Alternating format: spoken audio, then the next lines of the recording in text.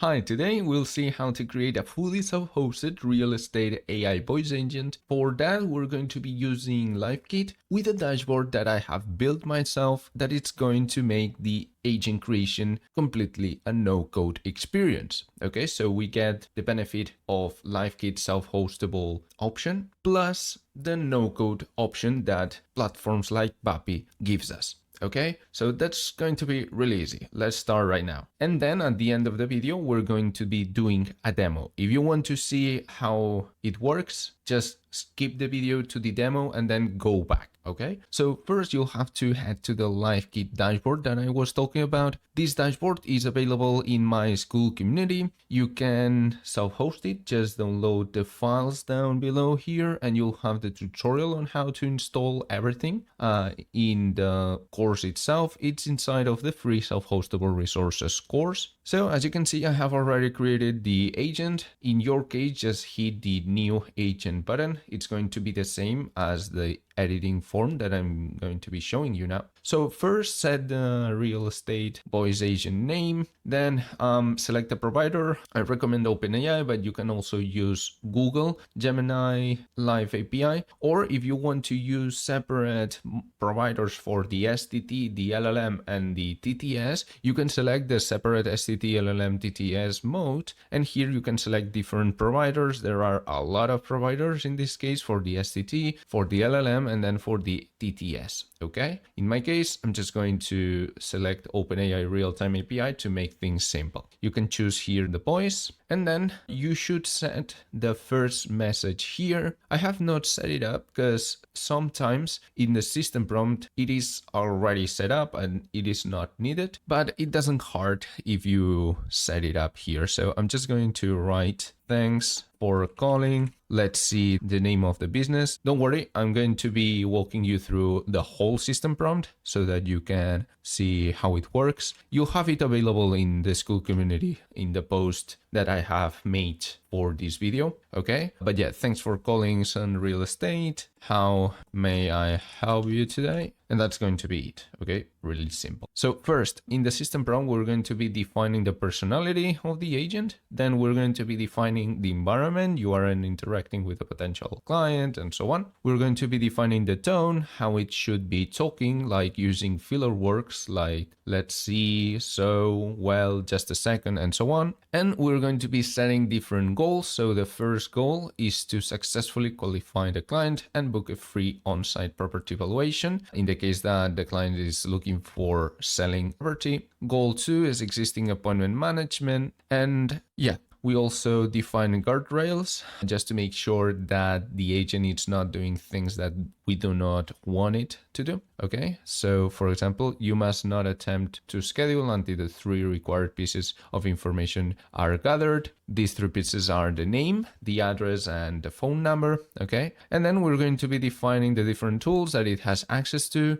We're going to create an MCP server to make the tools available to the agent. Okay, well, that's what we're going to be seeing next. But yeah, ending with the system prompt, the last section is internal configuration. Here we are going to be defining different variables. So for example, the owner name, the business name, the primary service, and the time zone. This is really important to set, and the business name, I would also say that it is important. The other 2 ones are not that important. Okay, and as you can see, there is an N8N MCP server URL field, because here it is where we're going to be pasting the N8N MCP server URL that we're going to be creating now. So you'll need to go to N8N, doesn't matter if it's the cloud version or a self-hosted version, okay? And as you can see, it is quite complete, I would say. So first, there is the check current date and time, just to make sure that the AI voice agent is able to see the current date and time, to be able then to check the availability and other tools. Okay, so this tool is just date and time tool. Okay, and as you can see, I have set it up to get current date and time, the description,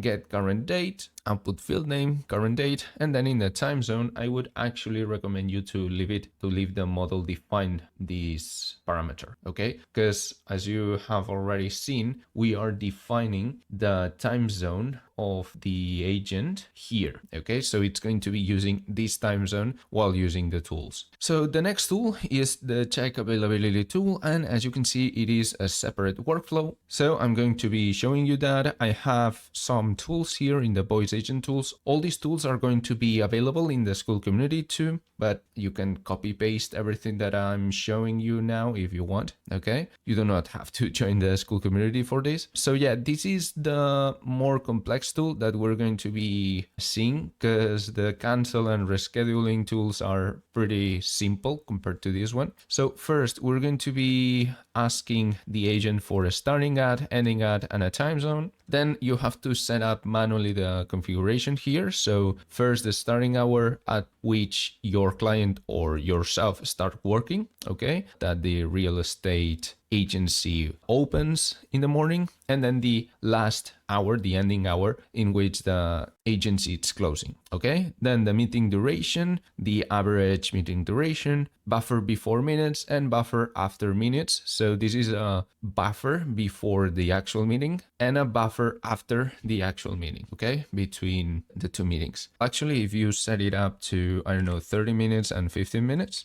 great. So then we have the compute potential slots code node here. It is just going to compute the potential slots using the configuration that we have set here. Then the get appointments node, just to get the appointments from the starting at and the ending at parameters that we have received from the MCP server, okay? Then it's just going to check if this get appointments node has returned any appointments whatsoever. So in the case that it has returned some appointments, it is going to compute the free slots. It is basically gathering these potential slots and subtracting the already existing appointments, okay? It is going to split all of them out to be able to get the relevant info. It is going to aggregate all the items and then return it to the MCP, okay? And in the case that there are no events scheduled, it is going to get all the potential slots, because of course there is no already existing events that have to be subtracted from the potential slot. So it's just going to take this, split it out,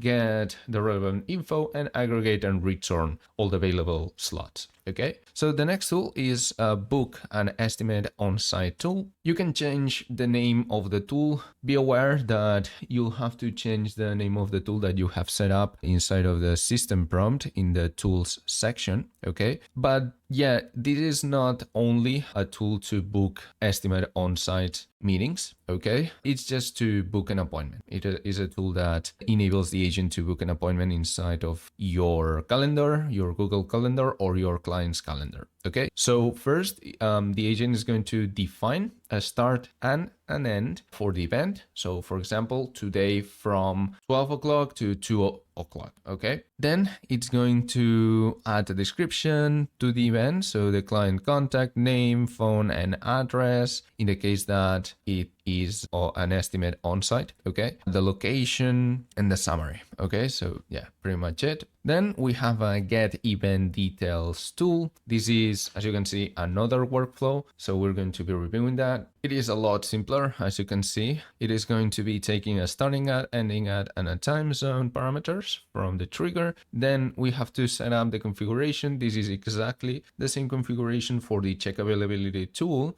And then it's going to check for, well, if there are events scheduled, it's going to get only the relevant info and return all the relevant info. And then if there are no events scheduled, it's just going to return no events exist, so that the AI voice engine knows that there are no events. Okay. Then the next tool is cancel calendar event tool. This tool is extremely simple, as you can see. So first it's just going to get all the events events from the next 2 months. It's going to keep events only that are from the contact, because in the trigger, it's going to pass a client phone parameter, because the agent is going to take the phone number from the call itself without having to ask the person that it's calling. Okay, so yeah, it's just going to filter for their phone number. As you can see, it is really simple, that the description contains a phone number. Okay, and then just the cancel event note to remove the event from the calendar. Then there is the reschedule tool. As you can see, it is pretty much the same as the cancel tool. The only thing that changes is the last note, that instead of canceling the event, it's just rescheduling the event, because we are taking in the trigger a new start ad and a new end ad. So this is the Google Sheet that I was talking about. It is just some sample properties that we have available, okay, quote unquote, we have available. You could also add more parameters. Just make sure that you are updating this, keeping this node updated. Okay, so once you have finished setting up all the tools, we'll have to copy the production URL from the MCP server trigger and also make sure that the MCP trigger is active. Okay, go back to the Livekit control panel, scroll down to N8N MCP server URL and paste the URL in this field. Okay, and save. So the next thing that we're going to be doing is setting up the phone number so that we can call the agent from our phone. Okay, so make sure to have a phone purchased. Doesn't matter if you are using Twilio, Telnix, or whatever. Okay, and also you'll have to have a SIP trunk set up. Okay, in the future, I would have already done a video about how to set up a SIP trunk in Telnix. It's extremely easy, but yeah,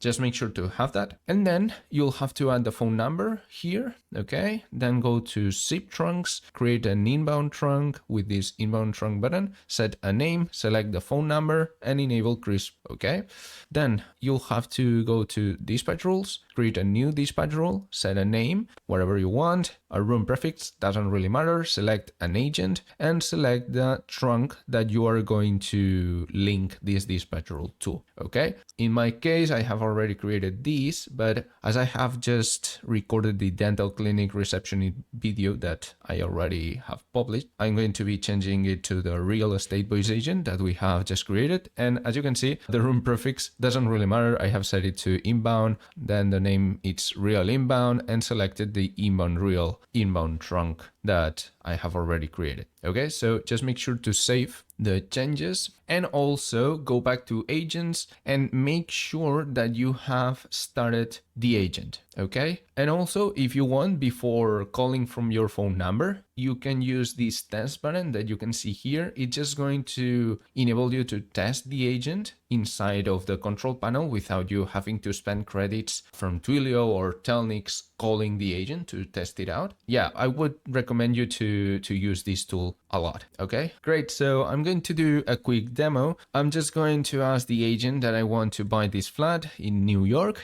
Okay, $1 million in listing price. So yeah, I'm going to start the call.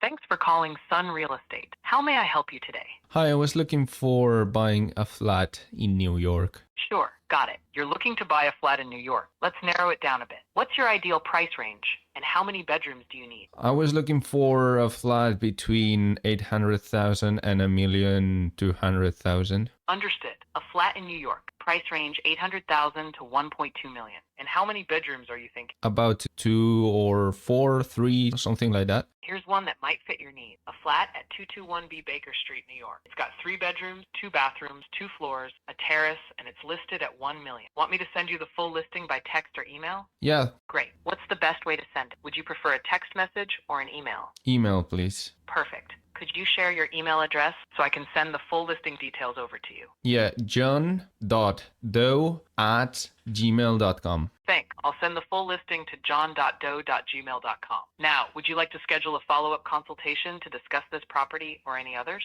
Yeah. All right, let's get that set up. What day and time would work best for you? Next week I have Friday completely free. So in the morning, I'd prefer in the morning. We've got plenty of availability on that Friday morning. How does 10 a.m. sound for the consultation? Yeah, great. 10 a.m. All set. Your consultation is booked for Friday, October 17th at 10 a.m. at 221B Baker Street, New York. You'll get an SMS confirmation shortly. Thanks for choosing Sun Real Estate. Thank you. As you have listened, the agent is asking me for the email and so on. We have not set up any email tool, but we could quickly set up an SMTP or a Gmail tool so that the agent is able to send emails. Okay, that would be really useful. And also I'll make a tutorial on how to send SMS through Twilio or Telnix and so on. Okay, and now as you can see in the calendar of the real estate agency, it has booked for the next Friday the consultation of the property at this address for